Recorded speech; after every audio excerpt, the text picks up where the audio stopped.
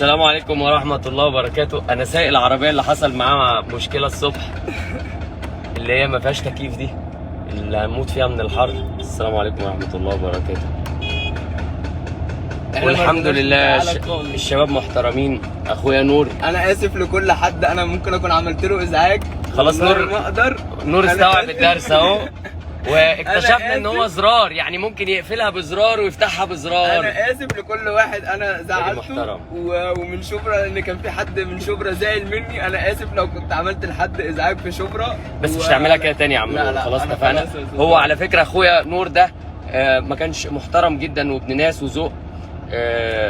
جالي ورن عليا وانا نزلت، وبصراحه بكل احترام اتكلمنا مع بعض. هو فاهم وجهه نظري انه في ناس كبيره في السن ممكن تكون متضايقه، هو عايز يعمل كده ومعاه رخصه ان هو يعمل كده براحته، بس في مكان ما يكونش فيه ناس. والحمد لله الشباب اللي ورا اخبارهم ايه؟ السلام عليكم. الراجل لسه مخلص ثانويه عامه ده عامل ايه؟ كله تمام؟ مبسوط؟ والناس دي محترمه يا جماعه من شبرا، فعلا رجاله محترمه من شبرا حبايبي. احنا اللي مبسوطين ان احنا قابلنا استاذ وائل، يعني اكتر شخصيه محترمه ومتواضعه جدا في الدنيا، وسايق العربيه بتاعتهم خلي بالك. والله ده شرف ليا ويعني العربيه كمان. طب بس عزمتك على بنزين ولا لا؟ لا حسن استاذ وائل رضاني بصراحه، رضاني عزمت على بنزين. ما انا برضو يعني لقيته استاذ وائل مروق عليا، لقيته راجل ذوق والله.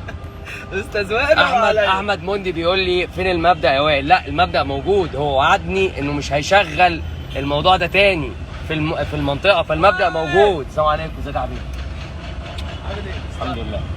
لا مش هنلعب بقى عشان الطريق بقى يا عم. ده يزعق لي ده ولا ايه؟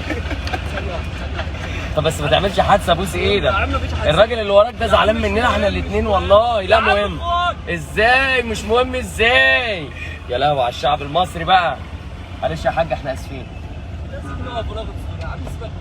لا ازاي سيبني من الناس؟ ده راجل معاه طفل يا اخي.